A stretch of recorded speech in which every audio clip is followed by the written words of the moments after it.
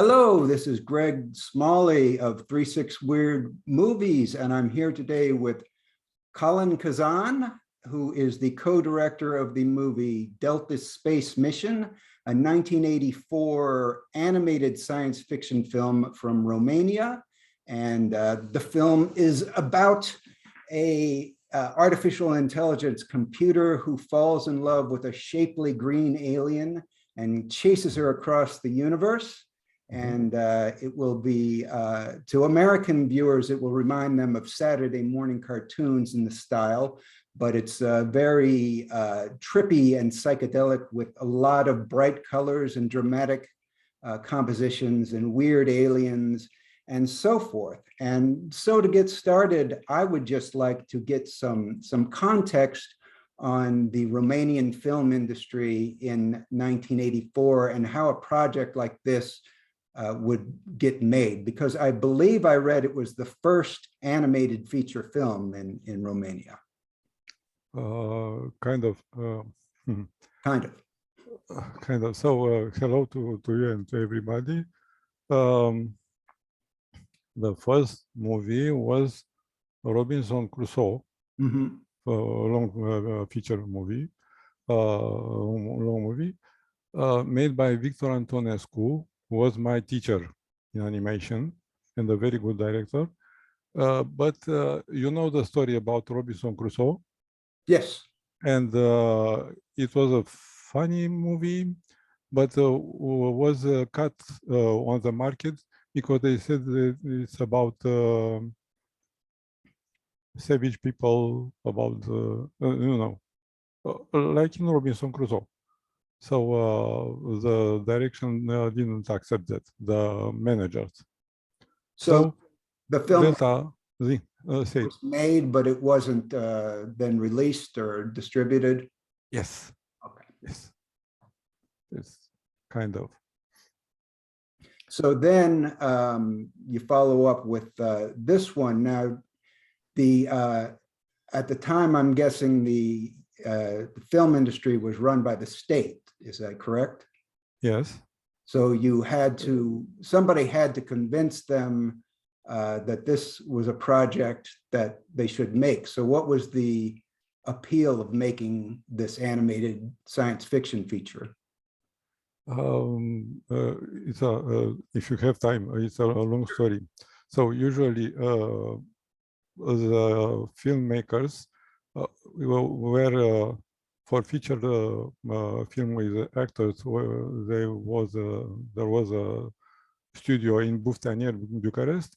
For a documentary, it was Sahia, another office in Bucharest, and Anima Film for animated movies. We were making movies, about 60 short movies by year, and we made some packages for TV. We sell it around the world. Very good sale. We made a lot of money for our cinematography. Is correct? Cinematography? Yes, cinema or cinematography. But just to clarify, are these all live action or animated? No, all animation. All animated. Drawings. All everyone. And by the time, a lot of them were made for, you said, about the age of 6 to 12, for children. And our manager, general manager, decided to start. It was an idea of Victor Antonescu to make a series of science fiction movies. And the general manager decided to make like a contest between the directors. And there are a lot of teams. I made a team with Mircea Toia, and we proposed some scenarios. We succeeded in the contest, and we made about the 12 short movies, and the 13th movie was to make the links in between for the feature. Okay. It's like this. Mhm. So when you were planning this out, was it intended to be for TV or for the big screen? Oh, well, it was for the big screen.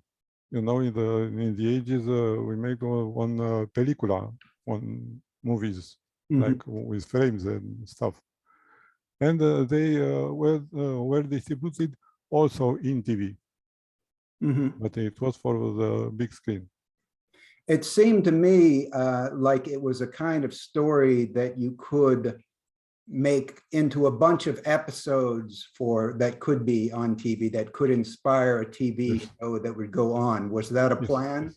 Yes. And it was presented on TV like this, episode by episode, short movie by short movie. It was like every Sunday.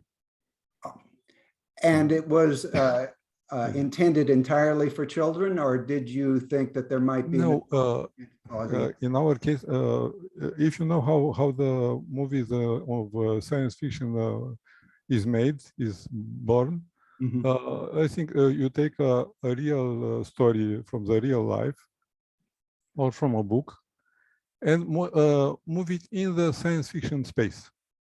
See, so we had a story about the morning star who loved a girl, and we move it inside the science fiction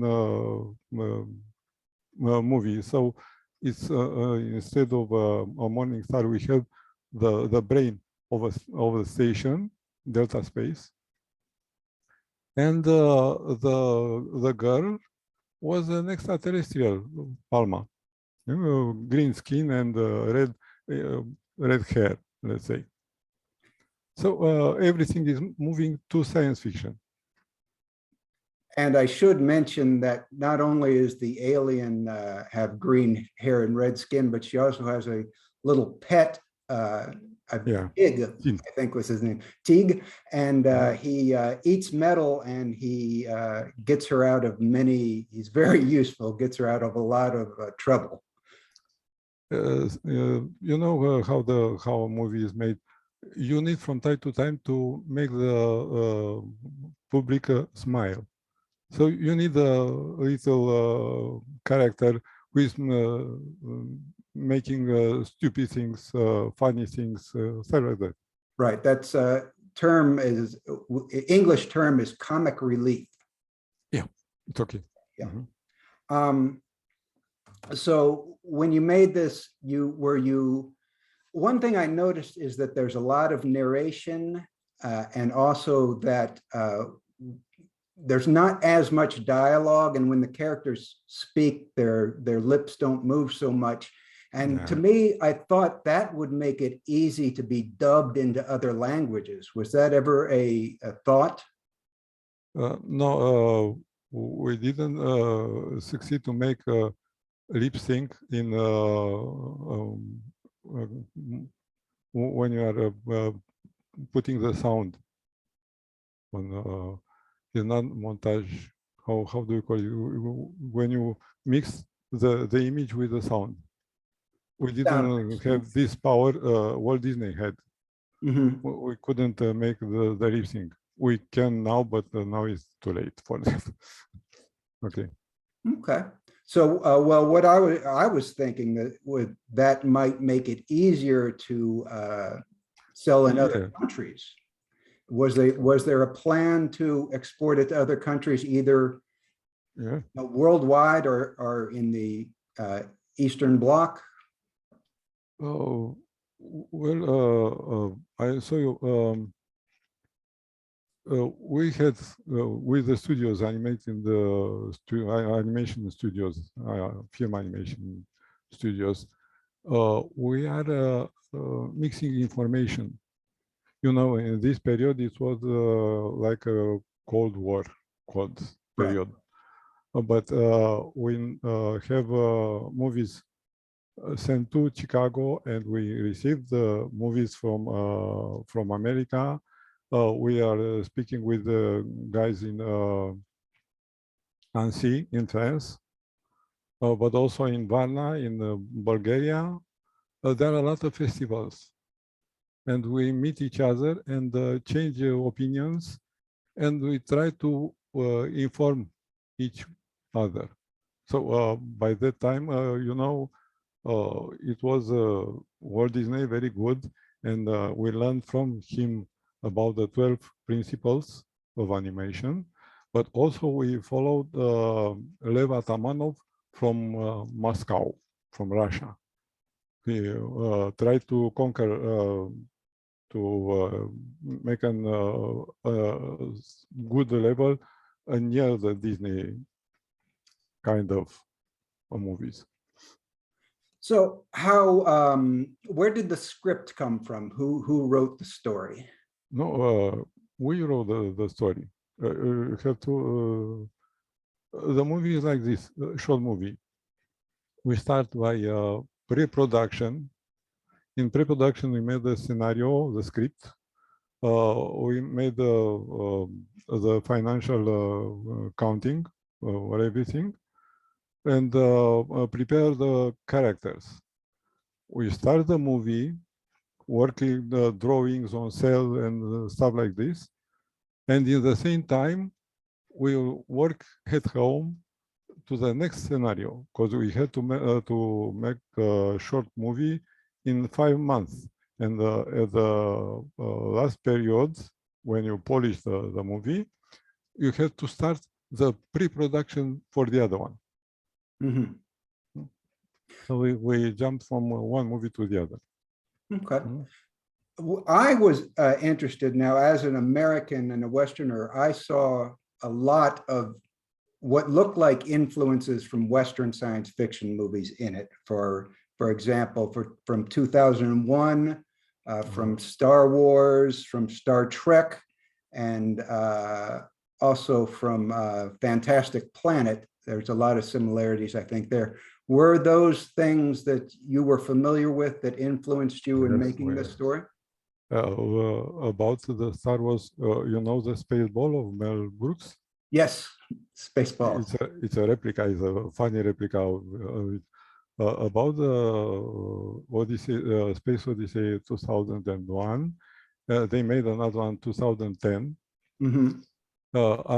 We saw that, and I want to tell you, if you can follow again the movie, the Space Odyssey had a mistake, and the guy is in a robotic spaceship, and he opened the door, and the pressure of the spaceship blow it inside the great station. Yes. Mm-hmm. Okay. This pressure from it's atmospheric pressure from inside the robotic spaceship. Outside there is no pressure. Then the guy had no helmet. Yeah. Helmet, yes. And when he go outside, his head had to blow. Right. And the next movie, Meteor, is speaking about that. If you succeed to see Meteor, it's American also. The guy have psychic pressure, cosmonauts, outside the land and the house and everything outside in a spaceship. And when they try to cut their life, they go outside without the helmet. And their head blows. Which would happen in reality. Yes. What about specifically Fantastic Planet? Because I think a lot of people are reminded of Fantastic Planet when they see Delta Space Mission because of all the aliens and the designs. Was that something you had seen and were deliberately influenced by? No, there are a lot. You came from the books, even Jules Verne books, and go. Let me see. I noticed some, but you said Space Odyssey, Meteor. I told you Mhm. War of the Worlds, you know, but it's on our land. War of the Worlds. And Russia is Solaris. It's another movie. Russia is for ladies. Solaris. Solaris. Oh, Solaris. Yes. Solaris. Okay. And what is Stalker? Stalker is a strange one, a very strange one in the Russian one. So the But Tarkovsky movies, which we love, yeah, were influences on this movie. I mean, Tarkovsky is not Russian. It's a world creator. It's from the world. It doesn't mean that he's a Russian. And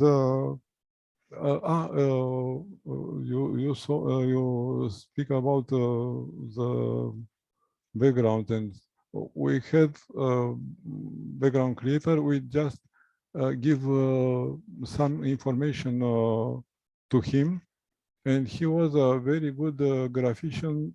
We had then a series of short books collection, science fiction collection, and he was making the cover for the books, and he was very good, and we use it. It's not now. Okay. It's So, Vegeman. Okay. So this Delta space mission had books that were associated with it also? Or what? I don't know what you mean by books. Oh, I'm sorry. I think I misunderstood you. No.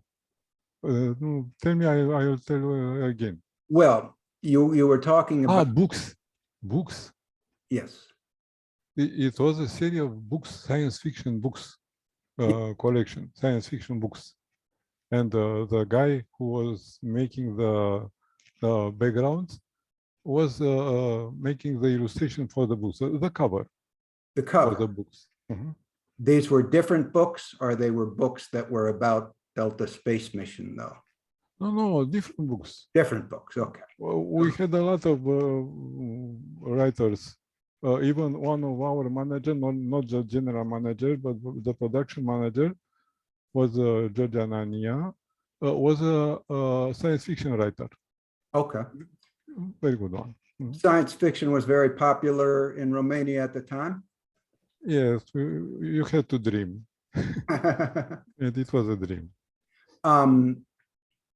Also in there, I thought a little bit of Star Trek in the way that it's sort of a team, right? A federation. And there isn't a sense, you get the sense that all of Earth is united on this, working on space. It's not a sense of separate nations. Yeah, we thought so. We hope so. You hope. And and now I hope that we can make our power together to discover another world, to make another world, stuff like this.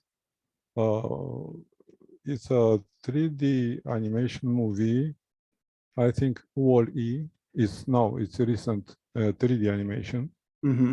It's Wall-E, and it's about the Earth covered with dirt and stuff and everything, like trash.